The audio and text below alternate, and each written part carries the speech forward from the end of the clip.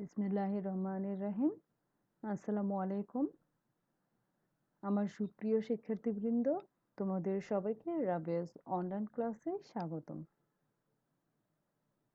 আমি রাবেয়া খাতুন, প্রভাষক, ইসলামের ইতিহাস ও সংস্কৃতি বিভাগ, রামপাল মহাবিদ্যালয়, মুন্সিগঞ্জ।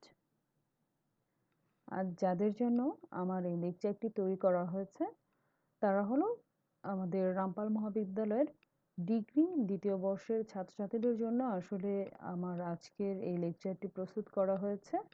আমি তোমাদের পড়াবো ইসলামের ইতিহাস ও সংস্কৃতি বিষয়ে যে তৃতীয় পত্র আছে, তৃতীয় পত্র যার শিরোনাম হলো history of the Muslims in India 712 to 1526 এডি, অর্থাৎ ভারতে মুসলমানদের ইতিহাস 712 থেকে 1526 খ্রিস্টাব্দ পর্যন্ত। আর আজকে আমার এই লেকচার নাম্বার হবে তৃতীয় নম্বর লেকচার তোমাদের সাথে। আসলে আমার অনলাইনে এটা তোমাদের সাথে আমার 3 নম্বর ক্লাস। আমার আজকের লেকচারের যে আলোচনার বিষয় সেটা হলো আরবদের সিন্ধু ও মুলতান বিজয়ের প্রাক্কালে ভারতবর্ষের উত্তর পশ্চিম অঞ্চলের সার্বিক অবস্থার চিত্র। আসলে আমরা সমগ্র ভারতবর্ষের যে তোমার সার্বিক অবস্থা সেটা পড়বো না, বেসিক্যালি আমরা পড়বো ভারতবর্ষের যে উত্তর পশ্চিম যে অঞ্চল ছিল সেই অঞ্চলের সার্বিক অবস্থার চিত্র আমরা আজকে তোমাদের সামনে তুলে ধরবো। আসলে তৎকালীন সময়ে আর কি আরবরা যখন সিন্ধু ও মুলতান বিজয় করেছিল, সেই সময় তোমার দক্ষিণ ভারত যেটা সেটা আসলে তোমার সিন্ধু ও মুলতান বিজয়ের সাথে তেমন রিলেটেড নয়। এই জন্য সেই দক্ষিণ ভারত সম্পর্কে আমরা পড়বো না। বেসিক্যালি আমরা পড়বো এই আরবদের সিন্ধু ও মুলতান বিজয়ের প্রাক্কালে ভারতবর্ষের উত্তর পশ্চিম যে সীমান্ত অঞ্চল ছিল এবং সেই সীমান্ত অঞ্চল সহ তোমার উত্তর অঞ্চল এবং পশ্চিম অঞ্চল এবং তোমার উত্তর পশ্চিমাঞ্চল আমরা আজকে আলোচনা করব। আসলে তোমার ভারতবর্ষের তোমার বৈদেশিক শক্তি বলো বা বহিঃশক্তি বলো, এরা তোমার ভারতবর্ষে আক্রমণ করেছিল। যে ভারতবর্ষের যে উত্তর পশ্চিম সীমান্ত আছে সেই সীমান্ত দিয়েই তারা বারবার ভারতবর্ষ আক্রমণ করেছিল, তা তোমরা জানো। তো আজকে আমরা আমাদের টপিকে প্রবেশ করব, সেটা হলো আরবদের সিন্ধু ও মুলতান বিজয়ের প্রাক্কালে ভারতবর্ষের উত্তর পশ্চিম অঞ্চলের সার্বিক অবস্থার চিত্র। আমরা যে অবস্থাগুলো দেখব সেটা হলো তোমার এই তোমার ভারতবর্ষের তৎকালীন যে উত্তর পশ্চিম অঞ্চলের রাজনৈতিক অবস্থা সেটা দেখব। তারপর আমরা দেখব অর্থনৈতিক অবস্থা, প্রশাসনিক অবস্থা, সামাজিক অবস্থা, ধর্মীয় অবস্থা এবং শিক্ষা ও সাংস্কৃতিক অবস্থা। আমরা আজকে সম্ভবত রাজনৈতিক অবস্থা এবং অর্থনৈতিক অবস্থা নিয়ে আলোচনা করব। যদি আমি সময় বেশি পাই তাহলে আমি পরবর্তীগুলো সিরিয়াল অনুযায়ী আলোচনা করে যাব। তাহলে প্রথমেই আমি আজকে আলোচনা করব তোমার উত্তর পশ্চিম ভারতের আম, রাজনৈতিক অবস্থা। আসলে উত্তর পশ্চিম বলতে কি বোঝায়? এই যে ম্যাপটা দেখতে পাচ্ছ, এই ম্যাপটা তোমরা দেখতে পাচ্ছ, এই ম্যাপের যে উপরে যে অংশটা সেটা হলো তোমার উত্তর। এবং তোমার আর তোমার এই যে এখানে উৎকল শব্দটা লেখা আছে, এখানে কামরূপ লেখা আছে, এটা হলো পূর্বাঞ্চল। এবং নিচে দেখো তোমার এখানে কি লেখা আছে, তোমার আরব সাগর একপাশে, একপাশে বঙ্গোপসাগর। তো এই নিচের যে অংশটা সেটা হলো তোমার দক্ষিণাঞ্চল বা দক্ষিণ ভারত। ঠিক তোমার এই জায়গাটাই দেখো, এখানে তোমার কি লেখা আছে, সিন্ধু, সিন্ধু শব্দটা যেখানে লেখা আছে, এই যে এখানে সিন্ধু নদী, এই সিন্ধু নদীর পার্শ্ববর্তী যে এলাকা সেটা আসলে তোমার পড়েছে পশ্চিমাঞ্চলে। আর এখানে তাহলে আমরা আজকে পড়ব কি, তোমার উত্তর পশ্চিম ভারতের আহ যে তোমার সার্বিক অবস্থার চিত্র সেটা আমরা পড়ব। কখনকার কখনকার চিত্র? আসলে মুসলমানরা যখন 712 খ্রিস্টাব্দে সিন্ধু বিজয় করেছিল এবং পরবর্তী সময় মুলতান বিজয় করেছেন, অর্থাৎ সিন্ধু ও মুলতান বিজয়ের প্রাক্কালে উত্তর পশ্চিম ভারতের যে সার্বিক অবস্থা, সেই সার্বিক অবস্থার নিয়ে আজকে আমাদের আলোচনা। তাহলে চলো আমরা আমাদের আলোচনা শুরু করি। প্রথমেই আমি যে বিষয়টা নিয়ে আলোচনা করব সেটা হলো পলিটিক্যাল কন্ডিশনস, অর্থাৎ রাজনৈতিক অবস্থা। আসলে আরবরা যখন তোমার ভারতবর্ষে প্রবেশ করেছিল, তখন আসলে রাজনৈতিক যে একটা ঐক্য, সেই ঐক্য তখন অনুপস্থিত ছিল। প্রাচীন ভারতের ইতিহাস যদি আমরা দেখি, তাহলে জানতে পারবো যে তোমার মৌর্য সম্রাট ছিলেন মহারাজ অশোক, যিনি 273 থেকে 232 খ্রিস্টপূর্বাব্দ পর্যন্ত ভারত শাসন করেছিলেন। তো আহ, ওই সময় ভারতে একটা রাজনৈতিক ঐক্য প্রতিষ্ঠিত হয়েছিল। কিন্তু 232 খ্রিস্টপূর্বাব্দে যখন সম্রাট অশোক মৃত্যুবরণ করেছিলেন, তখন ভারতের যে রাজনৈতিক ঐক্য সেটা অনেকটা দুর্বল হয়ে পড়েছিল। তখন কোনো হিন্দু রাজা বা রাজনৈতিক নেতা, এমনকি তোমার প্রভাবশালী সমুদ্রগুপ্ত যে রাজা ছিলেন, এবং চন্দ্রগুপ্ত, বিক্রমাদিত্যের মতো খ্যাতিমান শাসকেরও সমগ্র ভারত উপমহাদেশকে নিজেদের শাসনভুক্ত করতে পারেনি। সপ্তম শতকে সম্রাট হর্ষবর্ধন, যেটাকে আমরা বলি, তো তিনি উত্তর পশ্চিম ভারতে একটি বিশাল সাম্রাজ্য প্রতিষ্ঠা করেছিলেন। এবং হর্ষবর্ধনের সমসাময়িক যে তোমার চালুক্য রাজা ছিলেন দ্বিতীয় পুলকেশী, তিনি সমগ্র দাক্ষিণাত্যের যে মালভূমি ছিল, সেই মালভূমির উপর একটি অধিকার প্রতিষ্ঠা করতে সক্ষম হয়েছিলেন। কিন্তু এই দুই মহান সম্রাটের মৃত্যুর পর ভারতে আসলে তেমন রাজনৈতিক ঐক্য প্রতিষ্ঠিত হতে পারেনি, বা ঐক্য সম্পূর্ণভাবে যে একটা রাজনৈতিক ঐক্য ছিল, সেই ঐক্যটা আসলে সম্পূর্ণভাবে তোমার কি হয়েছিল, ভেঙে পড়েছিল। একটু আজান হচ্ছে, আমি আমার ক্লাসটা আবার একটু পরে শুরু করি। হুম। তারপর দেখো আসলে তোমার যোগ্য উত্তরাধিকারীর তখন প্রচন্ড অভাব ছিল। যোগ্য উত্তরাধিকারীর অভাবে তাদের যে ভারতবর্ষের যে বিভিন্ন সাম্রাজ্য ছিল, সেই সাম্রাজ্যগুলো আসলে ছিন্ন ভিন্ন হয়ে গিয়েছিল, এবং ভারতবর্ষে অনেকগুলো ক্ষুদ্র ক্ষুদ্র স্বাধীন রাজ্যের জন্ম হয়েছিল। এগুলোর মধ্যে উল্লেখযোগ্য ছিল তোমার আফগানিস্তান, কাশ্মীর, কনৌজ, দিল্লি, আজমির, সিন্ধু, মালব, গুজরাট, বুন্দেলখণ্ড, নেপাল, আসাম, বাংলা প্রভৃতি রাজ্য বা সাম্রাজ্যের সৃষ্টি হয়েছিল তখন। আর একে অন্যের ওপর প্রাধান্য প্রতিষ্ঠা এবং শক্তি বৃদ্ধির জন্য ক্ষুদ্র ক্ষুদ্র যে এই রাজ্যগুলো ছিল, সেই রাজ্যগুলো পরস্পরের বিরুদ্ধে তখন আসলে যুদ্ধ বিগ্রহ অধিকাংশ সময় লিপ্ত থাকতো। যে কারণে তোমার এ সময় কোনো রাজনৈতিক ঐক্য বা সংহতি আহ, সংহতির তোমার উপস্থিতি লক্ষ্য করা যায় না।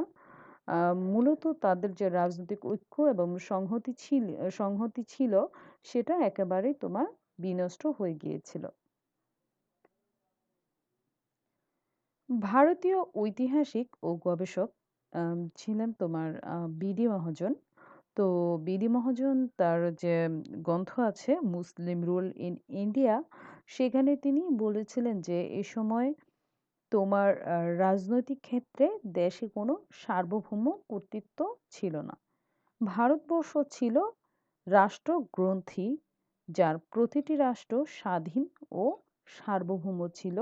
এই কথাটি আমাদের যে বিডি মহাজন বা বিদ্যাধর মহাজন, তিনি আসলে মুসলিম রুল ইন ইন্ডিয়া, তার যে গ্রন্থটি আছে সেই গ্রন্থের 13 নম্বর পেজে এই কথাটি তিনি বলেছেন।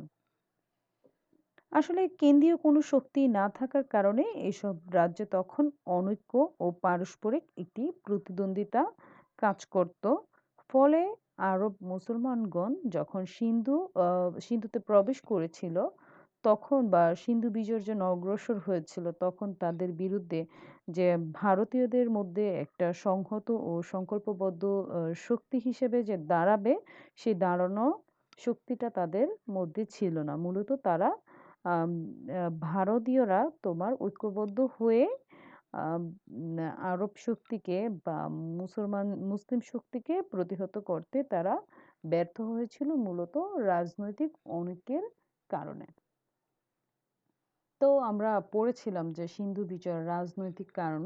তো এই সিন্ধু বিজয়ের যে রাজনৈতিক কারণ তোমরা যদি সেটা বিশ্লেষণ করো তাহলে তোমরা দেখবে যে এই রাজনৈতিক অবস্থাটা অনেকাংশে সেটার জন্য দায়ী ছিল এবং সেই রাজনৈতিক অবস্থাকে আমরা সিন্ধু বিজয়ের যে সিন্ধু বিজয়ের যে কারণ রাজনৈতিক কারণ সেই কারণ হিসেবে চিহ্নিত করতে পারি। তারপর আমি আজকে যে পয়েন্টটা নিয়ে আলোচনা করব সেটা হলো সিন্ধু বিজয়ের প্রাক্কালে তোমার ভারতের বিশেষ করে ভারতের যে উত্তর পশ্চিম অঞ্চল সেই উত্তর পশ্চিম অঞ্চলের যে অর্থনৈতিক অবস্থা সেই অর্থনৈতিক অবস্থা সম্পর্কে আমি সংক্ষেপে আলোচনা করব। আসলে প্রাচীনকাল থেকেই আমরা জেনে আসছি বা বিভিন্ন গ্রন্থে বা বিভিন্ন ইতিহাস গ্রন্থ বা ইতিহাসের যে উৎসগুলো আছে সেই উৎসগুলো যদি পর্যালোচনা করি বা দেখি তাহলে এটাই প্রমাণিত হয় যে প্রাচীনকাল থেকেই তোমার ভারতবর্ষ ছিল বিপুল প্রাকৃতিক সম্পদ এবং ঐশ্বর্যের জন্য বিশ্বজোড়া খ্যাতিমান একটি দেশ।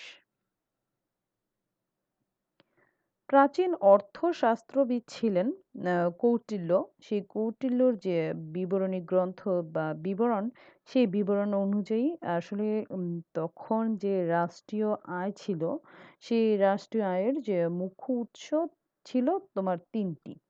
একটি ছিল তোমার ভূমি রাজস্ব, অর্থাৎ ভূমি থেকে যে কর আদায় করা হতো সেটা, সেটাকে আমরা বলতে পারি ভূমি রাজস্ব। তারপর তোমার যে সামন্ত প্রভু ও সাধারণ মানুষের কাছ থেকে প্রাপ্ত কর, অর্থাৎ সামন্ত প্রভু যারা ছিল তাদের কাছ থেকেও তোমার এক ধরনের কর পেত কারা, রাজারা। আর হলো তাছাড়া আবার সাধারণ মানুষের কাছ থেকেও তোমার বিভিন্ন ধরনের কর আদায় করা হতো। তাছাড়া আরেক ধরনের করের কথা জানা যায় সেটা হলো আবগরি যেটা ও বাণিজ্য শুল্ক কর, অর্থাৎ কাস্টমস যেটাকে আমরা এখন বলি সেটা। তো আহ, এই তিন ধরনের কর তোমার আদায় করা হতো। তো এগুলো ছাড়াও তোমার তখন ভারতবর্ষ ছিল এটি কৃষি প্রধান দেশ। কৃষককে তার উৎপাদিত ফসলের 1/6 অর্থাৎ কি 6 ভাগের 1 ভাগ রাষ্ট্রকে কর হিসেবে তখন দিতে হতো। এ করকে বলা হতো ভাগ। করকে কি বলা হতো? বলা হতো ভাগ। ঐতিহাসিকদের বিবরণ অনুযায়ী তোমার মৌর্য ও গুপ্ত যুগে ভারতবর্ষের অর্থনৈতিক অবস্থা তোমার খুবই সমৃদ্ধ ছিল। এই সময় ভারতবর্ষে তোমার ব্যবসা বাণিজ্য ও শিল্পের জন্য তোমার ব্যাপক উৎকর্ষ সাধিত হয়েছিল। আম, প্রায় খ্রিস্টীয় তোমার 5ম শতাব্দীতে ভারতে ভ্রমণকারী যে চীনা পর্যটক বা পরিভাষক ছিলেন তার নাম ছিল তোমার ফাহিয়েন। তো এই চীনা পর্যটক ফাহিয়েন গুপ্ত যুগে ভারতবর্ষের অর্থনৈতিক সমৃদ্ধির যে বিবরণ দিয়েছেন সেই বিবরণ অনুযায়ী তোমার মগধের লোক সমৃদ্ধশালী ও ধনী ছিল, তাদের মধ্যে সৎ কাজ করার প্রবণতা ছিল, তিনি তার বিবরণীতে বলেছেন। তিনি আরো বলেছেন এ যুগে বঙ্গদেশের বঙ্গদেশ অর্থাৎ কি বাংলার যেটা বর্তমান বাংলাদেশ যেটা হয়েছে সেটা আর কি সেই বঙ্গদেশের তোমার ত্রাম্যলিপ্তি ও বা ত্রাম্য লিপ্ত বন্দর একটি প্রসিদ্ধ তোমার বাণিজ্য কেন্দ্র ছিল। তিনি তার ওই সময় যে ভারতে প্রবেশ করেছিলেন তোমার কখন খ্রিস্টীয় 5ম শতাব্দীতে, তখন তিনি এখানে দেখেছিলেন যে এখানে একটি ত্রাম্যলিপ্তি বা ত্রাম্যলিপ্ত নামে একটি প্রসিদ্ধ বা সমৃদ্ধ বাণিজ্য কেন্দ্র ছিল। এখান থেকে বঙ্গদেশের বণিকরা বড় বড় জাহাজে করে সিংহল অর্থাৎ তোমার আহ শ্রীলঙ্কাতে, বর্তমান শ্রীলঙ্কা যার পূর্ব নাম ছিল শ্রীহল, মালয়, মালয় অর্থাৎ বর্তমান নাম যেটার মালয়েশিয়া, জবদ্বীপ প্রভৃতি অঞ্চলে বাণিজ্যের উদ্দেশ্যে তারা বিভিন্ন সময় যাতায়াত করত। কোথায় থেকে যাতায়াত করত? তোমার বঙ্গদেশ থেকে তারা বিভিন্ন দেশে যাতায়াত করত। কেন যাতায়াত করত? বাণিজ্যের উদ্দেশ্যে। ভারতের বৈদেশিক বাণিজ্য সম্পর্কে তোমার একজন সাহিত্য বিশারদ ছিলেন যাকে বলা হয় সাহিত্য বিশারদ আব্দুল করিম। তো এই আব্দুল করিম স্যার বলেছেন যে আরব সাগরের উপকূলবর্তী যে মাকরান, সিংহল উপদ্বীপ, মাদ্রাজ উপকূল এবং বঙ্গোপসাগরের যে উপকূলবর্তী অঞ্চলগুলো ছিল সেই অঞ্চলসমূহে আরবে সরি আরব থেকে তোমার মুসলমানরা যাতায়াত করত এবং তারা এদেশের পণ্যদ্রব্য বিদেশে নিয়ে যেতেন। সেটা কিন্তু অনেক প্রাচীনকাল থেকেই তোমার মূলত এই যে দক্ষিণ ভারত এবং যে দক্ষিণের যে অঞ্চলটা ছিল, দক্ষিণ পূর্বের অঞ্চল এবং দক্ষিণ পশ্চিমের যে অঞ্চলটা আছে, অঞ্চল মানে আসলে আরব সাগর, বঙ্গোপসাগর এগুলো ছিল। তো এখানে তোমার প্রাচীনকাল থেকেই তোমার আরব থেকে মুসলমানরা বাণিজ্যের উদ্দেশ্যে এখানে আসতো এবং সেই পণ্যগুলো তারা বিদেশে নিয়ে যেত এবং সেখানে একটা বাজার সৃষ্টি করত। এভাবে মূলত আরবদের সাথে ভারতবর্ষের যোগাযোগটা তোমার এভাবেই শুরু হয়েছিল। প্রাচীন যুগে তোমার ভারতবর্ষ অর্থনৈতিক দিক থেকে সমৃদ্ধ থাকলেও সম্পদ বন্টন এবং ভোগের ক্ষেত্রে ছিল চরম বৈষম্য এবং অব্যবস্থাপনা। অভিজাত শ্রেণী ও সাধারণ মানুষের জীবনযাত্রার মানের মধ্যে অনেক তফাৎ ছিল। অভিজাত শ্রেণী বলতে আসলে ধনাঢ্য ব্যক্তি যেমন রাজা এবং জমিদার, তারপর তোমার জমিদারের বিভিন্ন যে মন্ত্রী পরিষদের সদস্য ছিল। মন্ত্রী পরিষদ বলতে আসলে তখনও তো তোমার উজির ছিল, নাজির ছিল, অর্থমন্ত্রী মানে অর্থমন্ত্রী ছিল, এরকম ছিল। আসলে সেগুলোর ভিন্ন ভিন্ন নাম ছিল। আসলে তখন কোনো মন্ত্রণালয় ছিল না। তবে বিভিন্ন উচ্চপদস্থ কর্মকর্তা ছিল যারা বিভিন্ন বিভাগে তোমার নিয়োজিত ছিল। যেমন কেউ মনে করো অর্থনৈতিক বিভাগে নিয়োজিত ছিল, কেউ তোমার ধর্মীয় বিভাগের প্রধান ছিলেন, কেউ খাদ্য, রসদ এইগুলোর তোমার প্রধান ছিলেন। তারপর দেখো আসলে তারাই অভিজাত শ্রেণীর অংশ ছিল। এদের অবস্থাটাও অনেক ভালো ছিল। সমৃদ্ধ জীবনযাপন করত। কিন্তু তোমার সাধারণ মানুষ যারা ছিল আসলে তাদের জীবনযাপনের মানের তোমার হচ্ছে মান অনেক নগণ্য অবস্থায় ছিল। আসলে আম তারা অনেক নিপীড়িত জীবনযাপন করত। সমাজের যে শ্রমজীবী মানুষ ছিল যেমন তোমার কৃষক, শ্রমিক, কামার, কুমার, ছুতার, স্বর্ণকার, জেলে, তাঁতি সহ আরো অন্যান্য যে জীবিকা নির্বাহের জন্য যারা আরকি হাড়ভাঙ্গা পরিশ্রম করত, মূলত আসে তাদের যে জীবনযাত্রার মান সেটা আসলে খুবই নিম্নমানের ছিল। তাদের আসলে দিন আনতো, দিন খেত। যদি তোমার অর্থ উপার্জন করতে পারতো তারা খেতে পারতো, আর যদি অর্থ উপার্জন করতে না পারতো কোনোদিন, তাহলে আসলে তারা খাবার পেত না, না খেয়েই তাদেরকে থাকতে হতো। আর তাদের এই যে পরিশ্রম, এই পরিশ্রমের সুফল আসলে ভোগ করত অভিজাত যে সম্প্রদায় ছিল সেই অভিজাত সম্প্রদায়ের লোকেরা। মূলত তারা অত্যন্ত বিলাসবহুল জীবনযাপন করত। আর তোমার নিম্নমানের নিম্ন শ্রেণীর যে মানুষগুলো ছিল তারা আসলে খুবই দুর্বিষহ জীবনযাপন করত।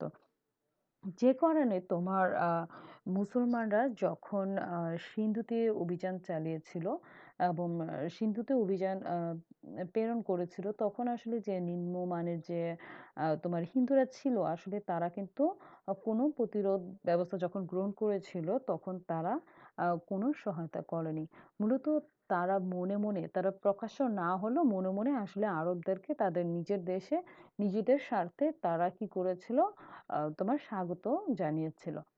যে কারণে খুব সহজেই তোমার ভারতবর্ষে আরব থেকে মুসলমানরা এসেছিল মোহাম্মদ বিন কাসিমের নেতৃত্বে, এবং তারা আসলে সিন্ধু দখল করে পরবর্তীতে তোমার মুলতান বিজয় করেছিল খুব সহজেই। আর তাছাড়া তোমার ওই সময় যে রাজা ছিল রাজা দাহির তার যে অত্যাচার নিপীড়ন সেটা আসলে দুর্বিষহ জীবন তৈরি করেছিল আসলে নিম্নমানের মুসলমানদের জন্য, সরি নিম্নমানের যে হিন্দু জনগণ ছিল তাদের জন্য, যে কারণে আসলে তারা আরবদেরকে আসলে নিজের দেশে ওয়েলকামই জানিয়েছিল। সেটা প্রকাশ্য না হলেও তারা মনে মনে কি করেছিল আসলে তাদেরকে স্বাগত জানিয়েছিল, যে কারণে আসলে মুহাম্মদ বিন কাসেম খুব সহজেই হিন্দু বিজয় করতে পেরেছিল। আজকে আমি আরেকটি পয়েন্ট আলোচনা করতে যাচ্ছি, সেটা হলো তোমার প্রশাসনিক অবস্থাটা আসলে কেমন ছিল। তোমার আরব বিজয়ের প্রাক্কালে ভারতের প্রশাসনিক ব্যবস্থায় আসলে তখন রাজতন্ত্র খুব জনপ্রিয়তা লাভ করেছিল। এই সময় তোমার প্রাচীন কালে যে তোমার বৌদ্ধ যুগের যে প্রজাতান্ত্রিক ব্যবস্থা ছিল সেটার বিলুপ্তি হয়েছিল এবং বংশানুক্রমিক রাজা নিযুক্তির প্রথা চালু হয়েছিল। অবশ্য রাষ্ট্রের সংকটজনক অবস্থায় কোনো কোনো ক্ষেত্রে রাজ্যেও অভিজাত শ্রেণীগণ রাজা নিয়োগ করতেন। কোথাও কোথাও তোমার সিংহাসনে নারী অধিকার স্বীকার করে নেওয়ার প্রমাণও পাওয়া গিয়েছে। তবে রাজতান্ত্রিক শাসন ব্যবস্থায় রাজাই ছিল সর্বময় ক্ষমতার অধিকারী। ঈশ্বরের প্রতিভু হিসেবে রাজা আইন প্রণয়ন করতেন, শাসন কার্য পরিচালনা করতেন। ন্যায় বিচার প্রতিষ্ঠা আসলে তার উপরেই নির্ধারণ করত। রাজা আসলে যে বিচার করতেন সেটাই আসলে ন্যায় বিচার হিসেবে এটাকে দেখানো হতো। এবং যে প্রধান সেনাপতি সেই সেনাপতির দায়িত্ব পালন করতেন রাজা নিজে। তো রাজকার্য পরিচালনায় আসলে মন্ত্রী বা সচিব নামক দুই শ্রেণীর মন্ত্রী রাজাকে সহায়তা করতেন। তাছাড়া তোমার উপরিক পদবীধারী শাসনকর্তা তোমার ছিলেন যিনি প্রাদেশিক শাসনকার্য পরিচালনা করতেন। উত্তর ভারতে যে প্রদেশগুলো ছিল সেই প্রদেশকে বলা হতো ভুক্তি, এবং দক্ষিণ ভারতে যে প্রদেশগুলো ছিল সেই প্রদেশগুলোকে বলা হতো মণ্ডল। প্রদেশগুলো কোথাও কোথাও রাষ্ট্র এবং দেশা নামেও পরিচিত ছিল। বিষয় বা জেলার যে প্রধান কর্মকর্তা ছিলেন তার পদবি ছিল বিষয়পতি। আর শাসন ব্যবস্থার সর্বনিম্ন স্তর ছিল গ্রাম, এবং গ্রাম পরিচালনা করতেন তোমার গ্রাম গ্রামের যে শাসন কার্য পরিচালনা করতেন সেটাকে আসলে যে না আসলে যেভাবে যে তোমার গ্রামের শাসন কার্য পরিচালনা করতে আসলে তাকে বলা হতো গ্রামের পঞ্চায়েত। এই পঞ্চায়েত ব্যবস্থা থেকে কিন্তু পরবর্তী সময়ে বর্তমানে যে ইউনিয়ন পরিষদ সেই ইউনিয়ন পরিষদের জন্ম হয়েছে। আমি আসলে এই ইউনিয়ন পরিষদ নিয়ে কাজ করতেছি, একটা আর্টিকেল লিখবো ভাবতেছি। তো ওইটা নিয়ে আমি কাজ করতেছি। তো তো এই যে তখন দেখেছি যে আসলে যে পঞ্চায়েত প্রথা, এই পঞ্চায়েত প্রথাটা থেকেই তোমার মূলত বর্তমান যে ইউনিয়ন পরিষদ সেই ইউনিয়ন পরিষদের সূচনা হয়েছে। তো আজকে আমরা এখানেই শেষ করব আমাদের লেকচার, আর দীর্ঘায়িত করব না। আমি পরবর্তী ক্লাসে আলোচনা করব পর্যায়ক্রমিকভাবে যে সামাজিক অবস্থাটা কেমন ছিল সেটা, সেই সাথে আলোচনা করব ধর্মীয় অবস্থা, শিক্ষা ও সাংস্কৃতিক অবস্থা। আশা করি আমাদের যে পরবর্তী লেকচার সেই লেকচারে আমরা এই টপিকটা শেষ করে দিতে পারবো। আমার সুপ্রিয় শিক্ষার্থীরা, আহ, দোয়া করি তোমরা যেন সুস্থ ও নিরাপদে থাকতে পারো। আর আমার জন্য তোমরা দোয়া করবে যেন আমি সুস্থ আম, সুস্থ থাকতে পারি, এবং আমার এবং খুব দ্রুত তোমাদের সাথে দেখা করতে পারি। সমগ্র বিশ্ব থেকে যেন এই যে কোভিড প্যান্ডামিক, যেটা একটা আতঙ্ক মানুষের মাঝে রয়েছে, সেই আতঙ্কটা দূরীভূত হয়ে যায়। তো আমিও তোমাদের জন্য দোয়া করছি। অনেক অনেক ভালো থাকো, সুস্থ থাকো, আর নিয়মিত পড়াশোনা করবে। পড়াশোনা করতে আসলে ভুলো না, কারণ দেখা যাবে একটা সময়ে হয়তো কলেজ খোলার কিছু কিছুদিন পরেই আসলে দেখা যাবে যে তোমাদের একটা পরীক্ষার ডেট দিয়ে দিয়েছে। আসলে তখন আমাদের পক্ষে সম্ভব হবে না এত মানে তোমাদেরকে এত তাড়াতাড়ি কোর্স কমপ্লিট করানোর যে একটা সময়, সেই সময়টা আমরা তখন পাবো না। তো আর তোমরাও, আমরা দিতে চাইলেও আসলে তোমরা তখন গ্রহণ করতে পারবে না এতগুলো একসাথে। হ্যাঁ, একটা কোর্স আসলে তোমরা 1 মাস 2 মাসে শেষ করতে পারবে না।